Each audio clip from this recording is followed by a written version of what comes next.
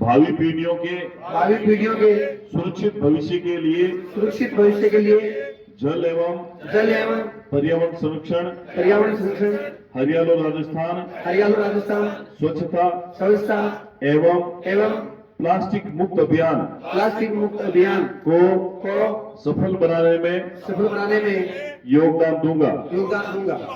जल जंगल जन एक प्राकृतिक बंधन अभियान में अपने कर्तव्यों का सत्यनिष्ठा से पालन करूंगा।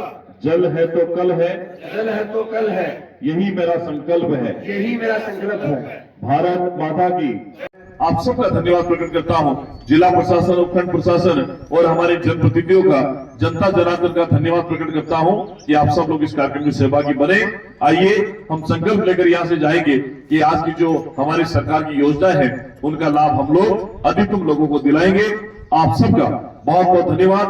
गंगा दशहरा की आप सबको बहुत शुभकामनाएं। और हमने जो पीपल लगाए हैं और हमने जो ये तुलसी का पौधा दिया है, ये हमारी वैदिक संस्कृति का प्रतीक है।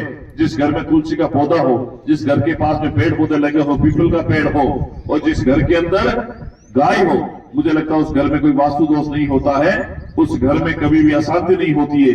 इसलिए हमें छोटी छोटी बातें जो है इस समाज में ले जाने की आवश्यकता है। और जो हमने भी संकल्प लिया था इस पानी के संरक्षण का, इसको एक दिन का अभियान नहीं मान करके 12 ही महीने हम लोग अगर इस पर काम करेंगे तो मुझे लगता है इस अभियान की सार्थकता होगी।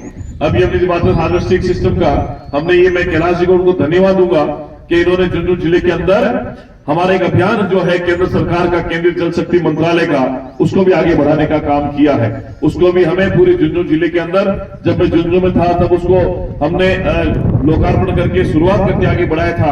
आज पूरे जिले भर में कैलाश जी हाकिम के द्वारा, अपने साथियों के द्वारा इस अभियान को आगे बढ़ाने का काम किया जा रहा है। तो मैं इस अवसर पर आप सब लोगों से इतना ही आग्रह करूंगा कि मित्रों, हमारे ये जो अभियान है ये आने वाले समय में हमारा स्वयं का अभियान बने।